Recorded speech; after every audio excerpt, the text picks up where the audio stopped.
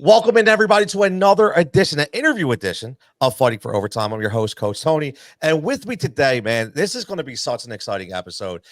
When you coach over the years, especially when you pass, you don't expect to cross and you kind of jump ship through different townships. This is kind of what happened to me with this beast right here of a pitcher. Again, this is Mackenzie Marino. Before she was a kick-ass real estate agent, Mackenzie Marino was a beast on the softball field. I tell you, she was a pitcher on the mound. Her career spans 9+ years playing for Northampton Hawks at Council Rock South High School. And you wouldn't know by looking at her. I'm going to be honest with you, but her demeanor on the mound struck fear into the opposition and now has carried her into a very successful career in real estate. Make sure you're following. She's a real estate agent licensed in both PA and New Jersey for Roc Hous Real Estate. You can follow her at Mackenzie Marino, MackenziMarino.realtor on IG. Mackenzie, thanks so much for joining us today. Thanks for having me. I tell the story all the time. Obviously, who knew our paths would have crossed? And I coached in Southampton. Mackenzie played in Northampton. I didn't like her dad. Here he liked me. I didn't think he liked me. And all of a sudden, we joined forces and we started to coach.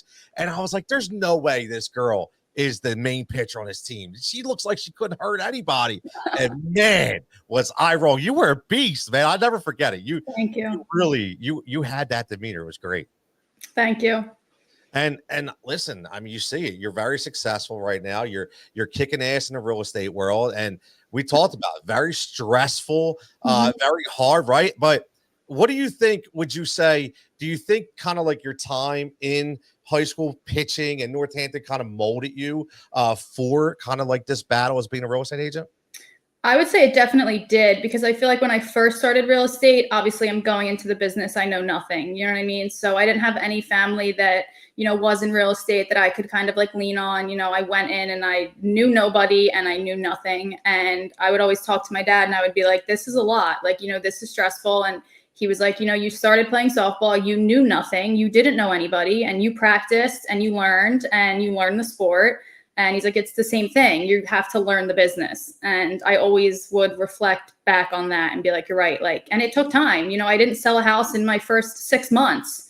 And I had to meet people. I had to learn the business. You have to learn what you're selling. You know what I mean? I can't sell somebody a house when I don't even know the business myself. So yeah, that's a great point. Not everybody knows that. That's a great point. Like, and I say that in the radio business all the time.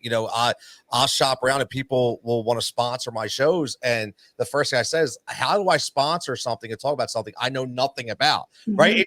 It makes you look kind of like fake and fraudulent, right? You know what I mean? And a lot of salespeople, are looked at as fake. And that was one thing that I tried to avoid. I would rather form a connection with somebody in the long run than try and sell them a house right off the bat. And I think I did a pretty decent job at forming connections with a majority of my clients. And I have went on to sell some clients 3 to 4 more houses because we built a relationship. And that's a huge part of it. And then you get that word of mouth, right? You get that referral. It's like, hey, listen, I have this awesome agent over. She won't do you dirty. She won't do you wrong, right? So it's so great to hear that. And again, I love, if you're not following the podcast, make sure you're following Fighting for Overtime. You can find it on TikTok, you can find it on Instagram, you can find it on YouTube, anywhere you get your podcast. But Ken's, I talked about starting this up because, listen, you talked about how everything's molded you into where you are today. I feel like I'm honored that you're joining me here. I talk about everybody I coach as being my kids forever. It's great to watch you grow up. And looking at your whole journey throughout youth sports, what do you think has changed the most from the time, you played as like an 8-9-year-old girl to like where it is right now, what you kind of went through in your time too? The competitiveness, I think, has changed immensely over the years. Coming from middle school softball, you go into high school, it's a completely different environment because you have more girls that are competing for JV and varsity spots, and the parents are competitive. They're rooting for their child to be starting shortstop, and they get mad when they're not, and it affects the child because the parents often blame it on the coach, and then the child hears that, and then they start to dislike the coach, and then it it goes downhill. But the competitiveness has changed. And, you know, I have friends that were 2 years younger than me that played softball, and to watch them playing, you know, even after I was done and graduated, it was completely different. It's crazy. It's you know, what you just said is, it strikes a chord, because we've talked about it on the show too. It's what you hear at home, right? You know, it's that ride home. It's like, why didn't you play anymore? Well, that's because the coach doesn't know what he's doing. He has no idea. And doesn't that puts like a strenuous stress on you, the child, right? Absolutely. Yeah, it's so tough. It really is. And it's kind of like how this has changed. Now, you know, here's the one thing, you know, your dad was your coach for many years, right? And we hear the word, I talked about having an episode called Daddy Ball. And I was a coach for my kids, right? And I would hear a lot like, oh, he's just taking care of his own kid. He's just taking care of his own kid. Now, I know your dad. He wasn't like that. But did you ever go through those circumstances? Did you ever hear whispers of people talking like that when that happened? Yeah, so he started coaching. He started his own travel team when I was about 12.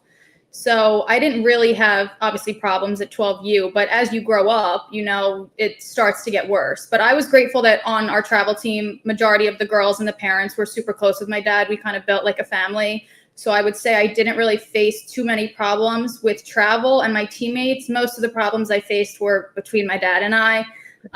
You know, car rides home in dead silence for like 3 hours from Maryland. I'm like calling my mom. I'm like, oh my God, dad's pissed. I dropped the ball. Like, that was rough. So it was more between my dad and I. He actually ended up coaching high school ball when I was a senior. And that was when it kind of was a little different, because I don't know some of the girls, you know what I mean? I don't have a relationship with them. I'm not friends with them like that. And, you know, my dad coming in, and then I'm worried, like, are these girls going to like my dad? Are they going to hate my dad? Are they going to talk about my dad? Like, it was a different environment. I was very lucky that everyone got along. It was good. But, you know, I can see how it is hard.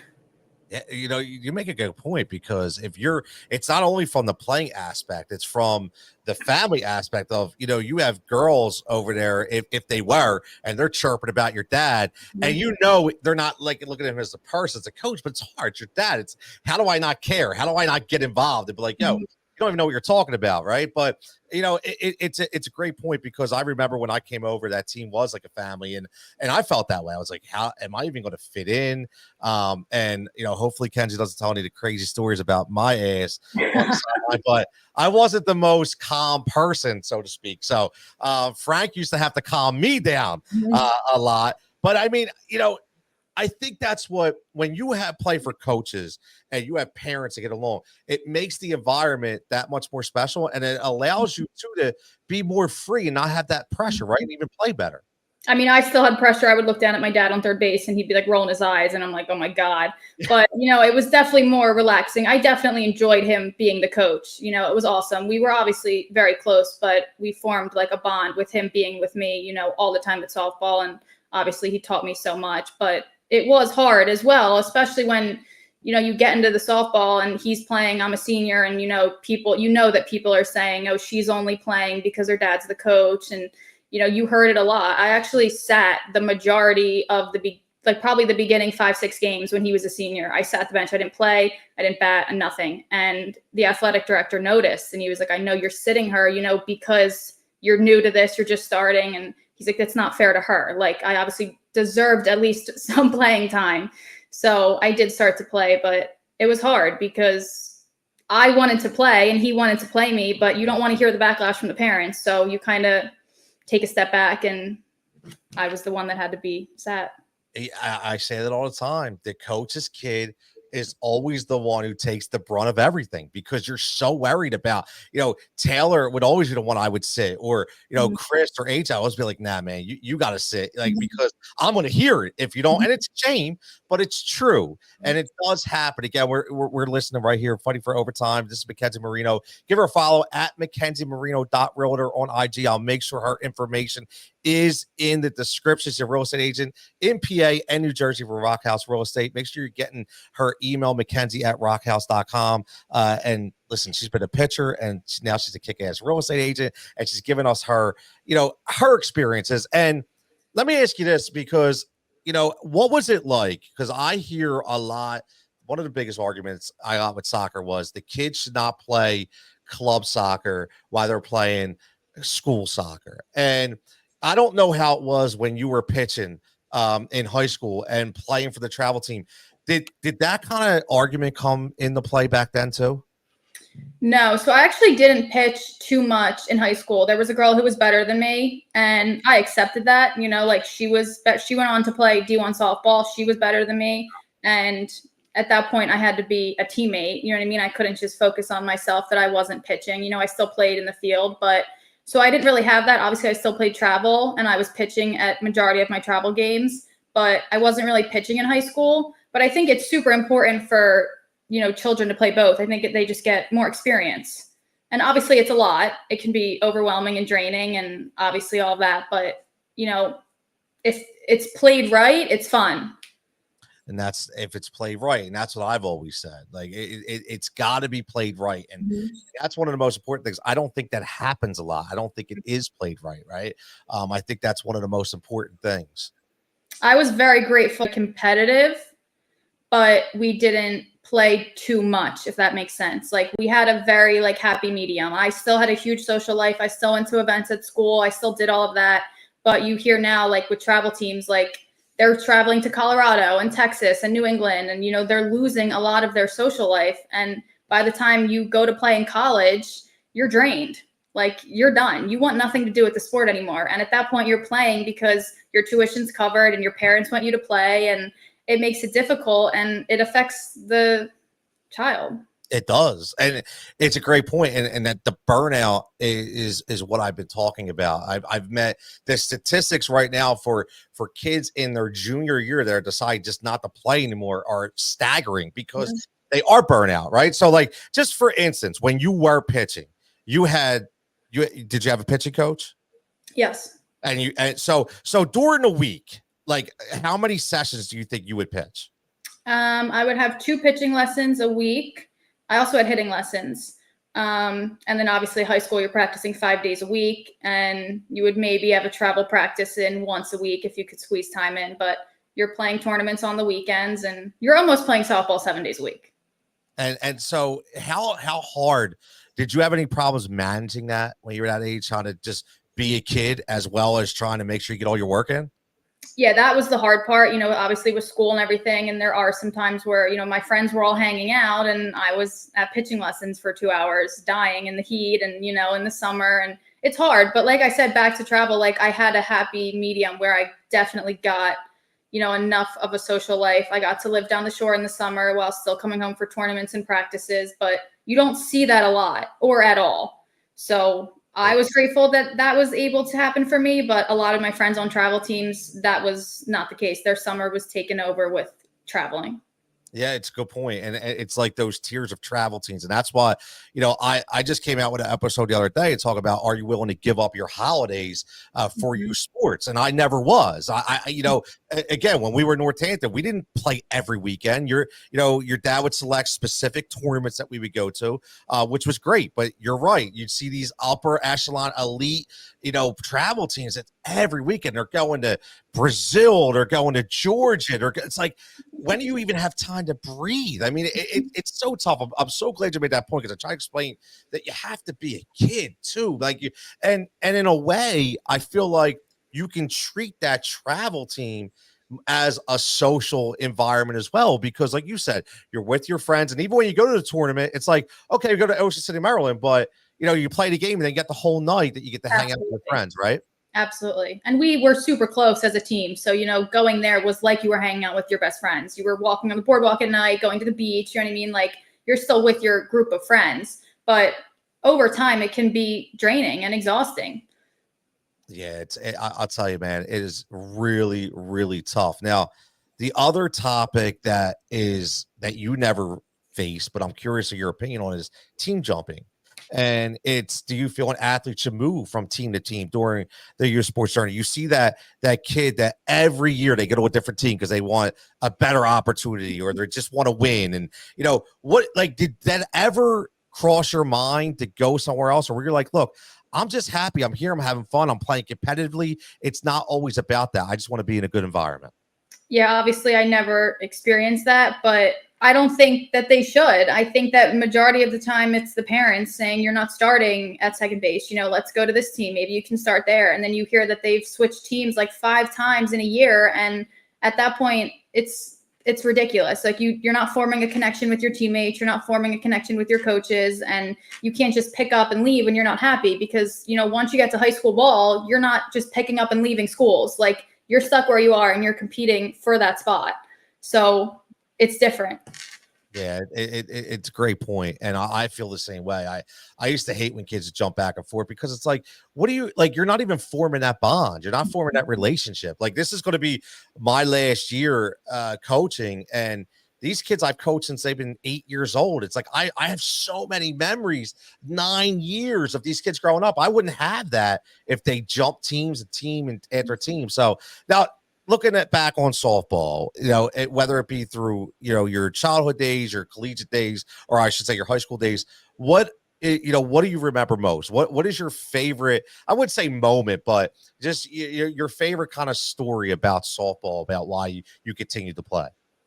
I honestly think the team was probably my favorite. We were all so close and we had fun. We had fun at practice. We had fun at the tournaments. We had fun traveling. Like we were always looking forward to when we could go to our next tournament, when we could go stay in a hotel that had an indoor pool. Like we were always looking for something next. Like I was always like, Dad, like, let's go look at hotels. Like, where are we staying? And he's like, it's 2 months out. And I'm like, I don't care. Like we were always looking forward to hanging out as a team. And obviously we had fun playing softball.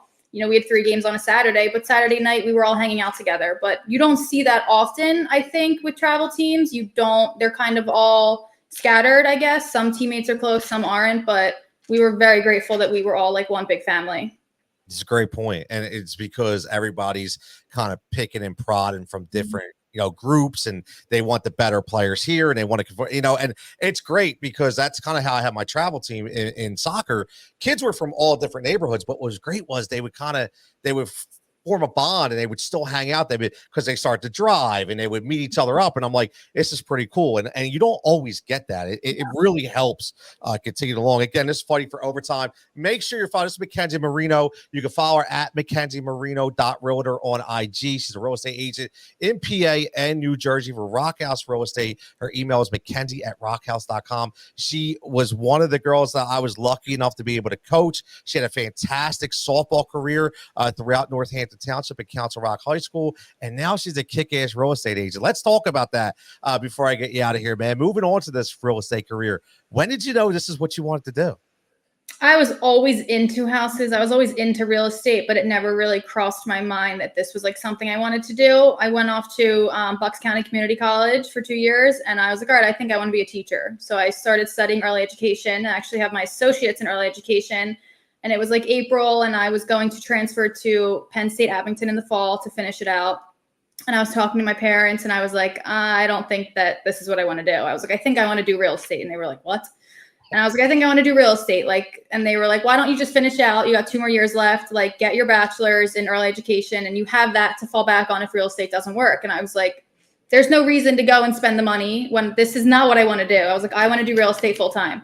So I started classes the next month, and I had my license by like October. And then I joined a brokerage, and I've been doing it full time for almost 3 years.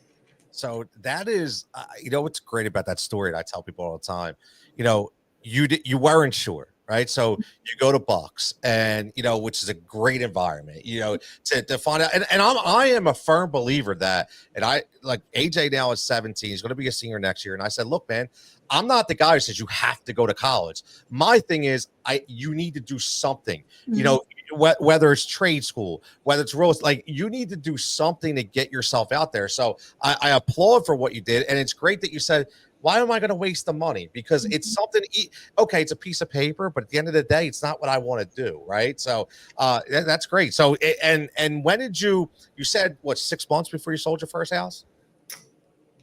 It was 6 to 8 months. 6. So how much did that, or like mentally grind you? It was hard.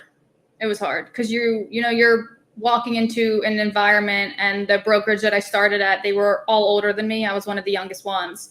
And it's hard to, get the mentorship and get the training and learn the business.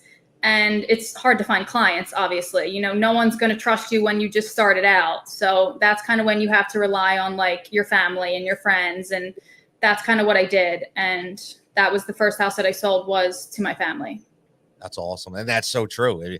You know, that's why family's so important. And, you know, now that grind, you know, that's the same kind of grind that, you know, you had when you were pitching or when you were playing, right? So that's kind of how it molded you to be able to say, all right, well, I've been through this before. So, but you know, you're an adult now, right? It's weird. Adulting's weird, isn't it? It's a different environment for sure. It's not like I can just go hang out with my girls on a weekend and forget about it, right? So it's like, this is my career. It was always in the back of my mind, like, it's been 2 months and I haven't sold a house. It's been 3 months and I haven't sold a house. You know, like, it's been 6 months. Like, it was always like, is this really going to work out for me? Like, is this really, like, should I have just finished out my 2 years at school? Like, should I, like, am I wasting my time? You know what I mean? But then I would think like, no, like, I can always fall back. I can always go to school. I can always get my degree. Like, this is something I want to do. And I feel like starting out at my age was huge because obviously, you know, I've sold a decent amount over the last 3 years, but I've gained so much connections with people and formed so many relationships in such a short period of time. So I think starting out young I don't regret it at all. I say this to people all the time. If you treat people like people and not like dollar figures, you'd be surprised how much they respect you. And obviously that's what you're doing. And that's why you get those connections. Right.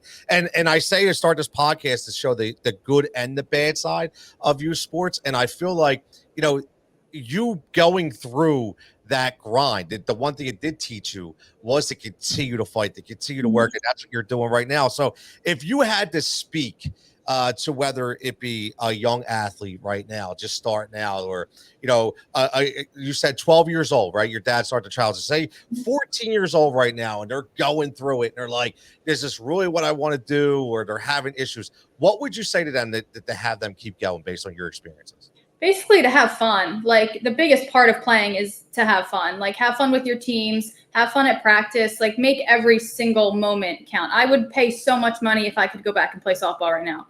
Like, I would love to play again, but it goes by so fast. And before you know it, you know, you're done high school ball, you're done. You're not playing in college, and that's it. And then you look back and you kind of rush through the years. You rush through the practices in the heat, and you rush through the tournaments on the weekends when you didn't get to hang out with your friends. And now you look back and you're, you know, 19 years old, and you're like, I would love to play sports again. Listen up, kids. It goes by fast, people. It goes by fast. Well, listen, Kens, I have to say, man, this has been fantastic. What, before I let you go, like, what like in a common say, because let's see, this is Thursday. This will get released by Monday. Like, in the next couple weeks, like, you have any houses on the market right now, or open houses coming up? I have a listing in Cape May, and I have a house that I just sold in Fairless Hills.